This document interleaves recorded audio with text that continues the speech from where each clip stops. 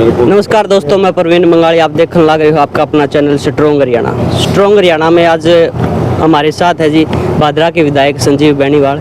तो एक पत्रकार की शादी में पहुंचे हैं भाई, तो उसी टाइम हमारी मुलाकात हो गई है। तो इनसे राजनीतिक थोड़ी चर्चा कर लेते हैं। अभी लोकसभा चुनाव सरगर्मियां पे है और पूरे भारत के अंदर जो अपने अपने नेता है अपनी अपनी पार्टियों से पूरी दावेदारी पेश कर रहे हैं और पूरा जोर आजमाइश कर रहे हैं। तो ये बीजेपी से विधायक है, इनका भी बात करांगे कि इनकी पार्टी कितने का जोर है और पीछे का जोर था या आगे बढ़ेगा या घटेगा। सबसे पहले नमस्कार संजीव जी। जी नमस्कार साहब। तो आप अभी एक फाइट में विधायक बने हो जी, थोड़ी सी मार्जिन से, मतलब जो आपका प्रतिद्वंदी है वो हार गया। और किन मुद्दों पर आपने इलेक्शन लड़ा और कैसे सफल हुए सर, आप थोड़ा बताओगे विस्तार से। सबसे पहले तो मैं आज हम शादी के इस मौके पर यहाँ इकट्ठे हुए हैं।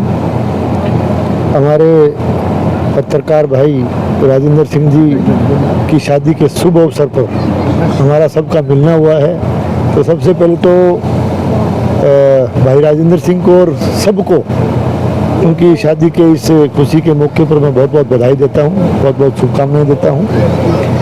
अब आप का जो सवाल है, आप शायद लोकसभा चुनाव के बारे में पूछ रहे हैं। देखिए, विधानसभा चुनाव की भी आपने चर्चा की। विधानसभा का इस बार का जो चुनाव था, निश्चित रूप से चुनाव बड़ा कड़ा मुकाबला था, लेकिन यहाँ कार्यकर्ताओं ने, भारतीय जनता पार्टी के कार्यकर्ताओं ने यहाँ जमकर मेहनत की। और असल में एक तरह से राजस्थान की जो पूर्ववर्ती सरकार थी कांग्रेस की, और उसके साथ साथ लाल झंडे वालों का जो अलायंस था भादरा में, उनके कुशासन के खिलाफ यहाँ की जनता ने, यहाँ के बीजेपी के कार्यकर्ताओं ने एक तरह से लड़ाई लड़ी है।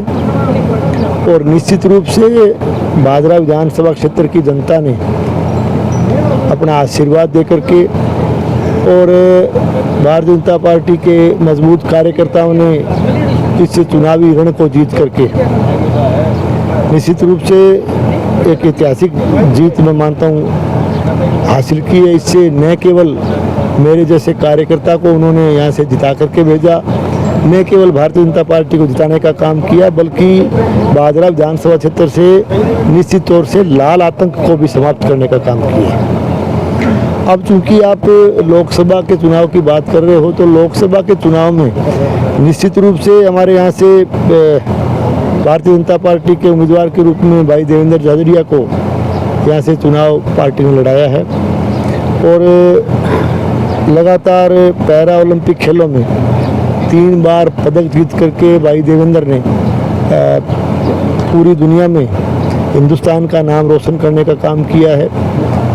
और निश्चित रूप से पार्टी आला कमान ने उनको टिकट दे करके न केवल चूरू लोकसभा क्षेत्र का, न केवल हमारे एक तरह से किसान पृष्ठभूमि से आने वाले देहात के इलाके का, बल्कि निश्चित रूप से एक खिलाड़ी का भी मान और सम्मान करने का काम किया है। चुनाव का जहाँ तक सवाल है, निश्चित रूप से जैसा कि नारा अब की बार 400 पार का जो चल रहा है, निश्चित रूप से मैं कहना चाहता हूँ कि नरेंद्र मोदी जी के रूप में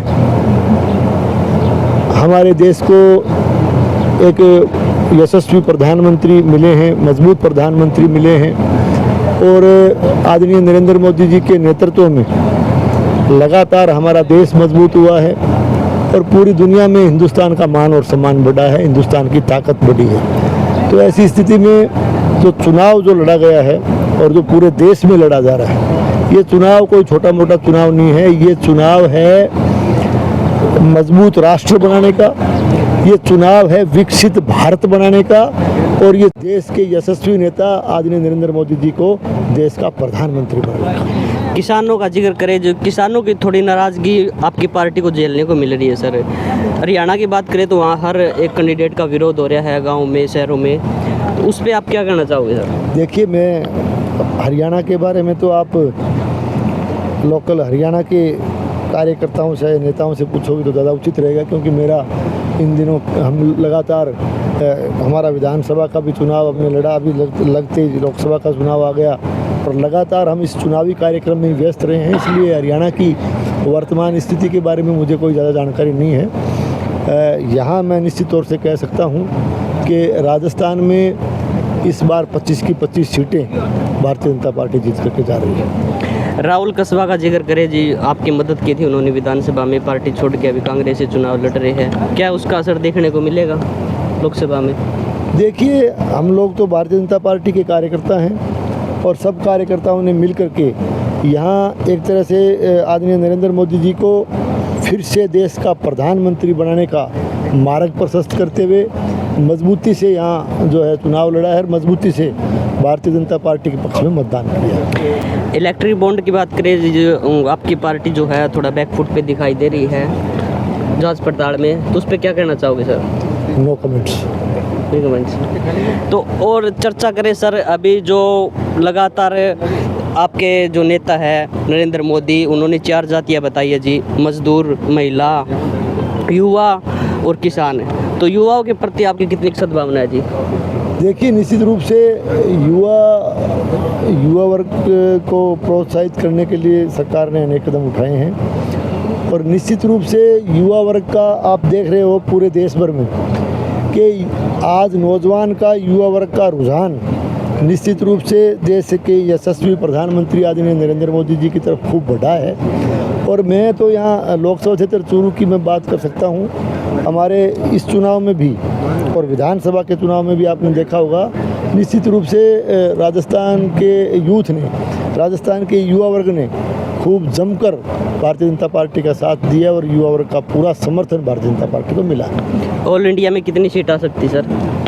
जब हम 400 पार का नारा हमारे पार्टी जब लेके चल रही है तो इसमें आपको संदेह नहीं और होगा। राजस्थान की बात करें तो राजस्थान में 25 की 25 सीटें भारतीय जनता पार्टी जीत रही है। और यहाँ चूरू से कितनी लीड होगी जी?